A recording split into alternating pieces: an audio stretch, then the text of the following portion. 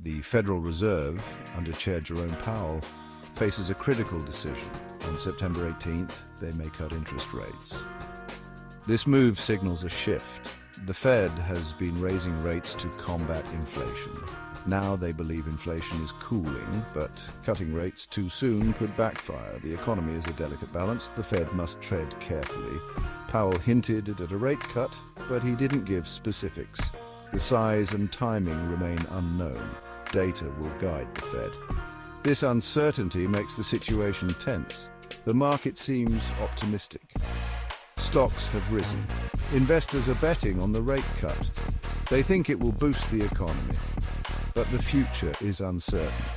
The Fed's decision will have major consequences. Cutting interest rates makes borrowing cheaper. This can be a good thing for businesses. Lower rates mean lower costs for loans. Businesses can use this cheaper money to invest and expand. This can lead to economic growth. More jobs could be created. Consumers might spend more, but cheaper money can also have downsides. It can lead to bubbles. Low rates encourage borrowing. Too much borrowing can inflate asset prices. Think of the housing bubble.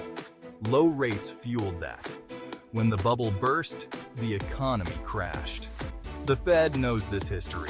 They don't want to repeat past mistakes, but they also don't want to stifle growth. It's a difficult balance.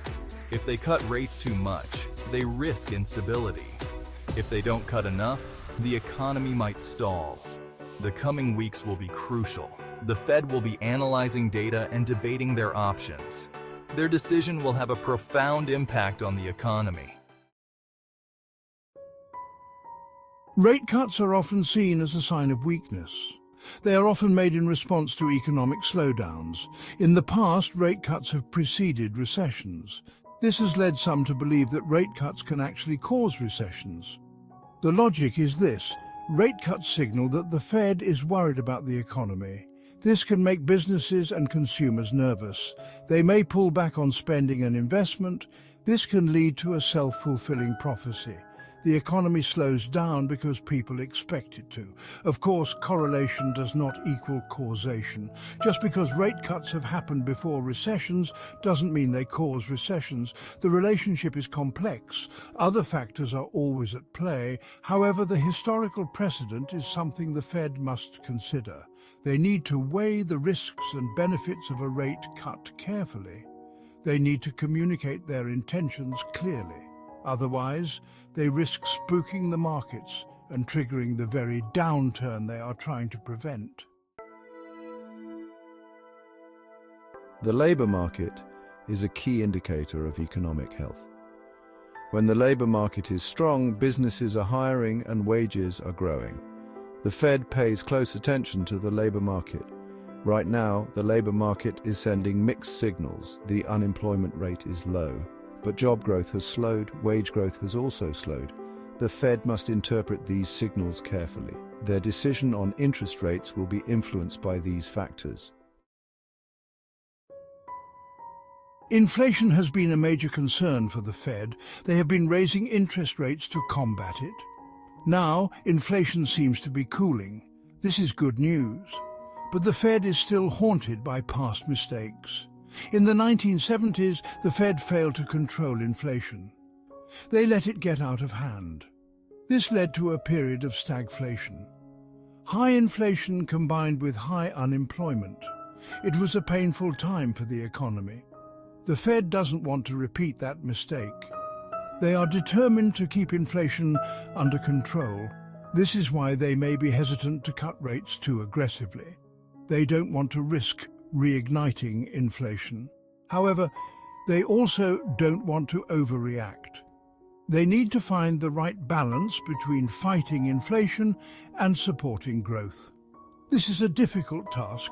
It requires careful judgment and a bit of luck. The Fed's potential rate cut signals a shift in policy. For the past year and a half, the Fed has been focused on fighting inflation. They have been raising interest rates aggressively, but now the Fed seems to be shifting its focus to supporting growth. They are concerned that the economy is slowing down. This shift in focus has led some to label them growth doves. It suggests that the Fed is willing to tolerate higher inflation in order to support economic growth. Data dependency, the Fed's wait-and-see approach to rate cuts. The Fed has emphasized its data-dependent approach to monetary policy. This means they will be closely monitoring economic indicators before making any decisions about interest rates. They want to see clear evidence that the economy is weakening before they cut rates.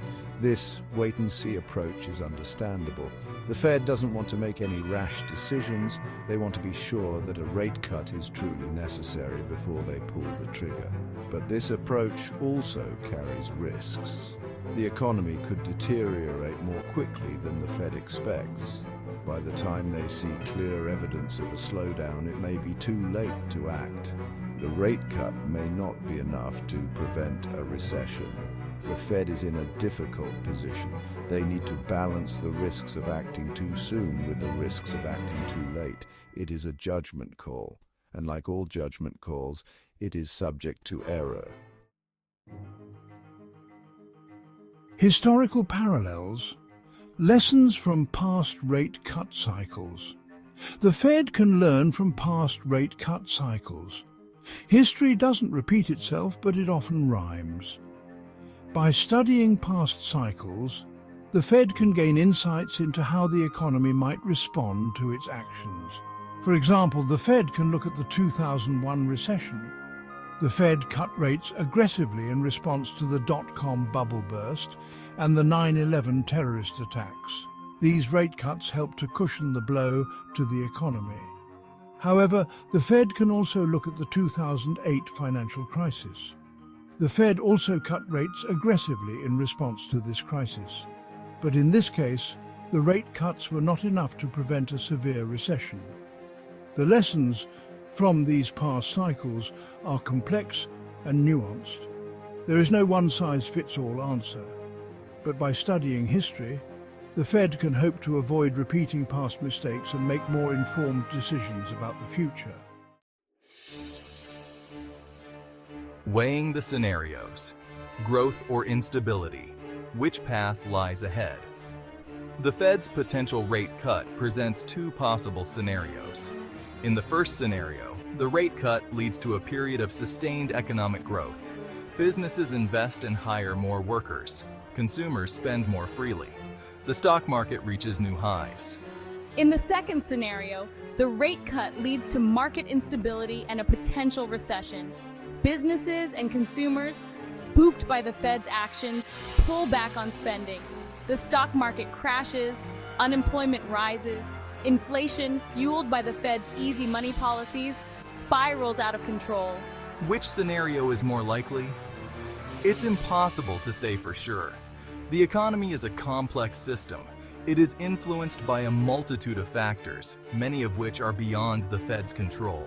However, by carefully analyzing economic data, studying historical trends, and communicating its intentions clearly, the Fed can hope to steer the economy towards the more favorable outcome. The Fed's next move. Navigating uncertainty in a complex economy. The Fed's decision on September 18th will have far-reaching consequences. It is a decision fraught with risk and uncertainty, but it is a decision the Fed must make. The global economy is watching and waiting. The Fed must weigh the risks of inflation against the need for growth. They must consider the potential impact of their actions on the markets, businesses, and consumers. They must learn from past mistakes and adapt to changing circumstances. There is no easy answer, no guaranteed path to success. But by proceeding with caution, relying on data, and communicating transparently, the Fed can navigate this uncertain economic landscape and hopefully steer the economy towards a more prosperous future.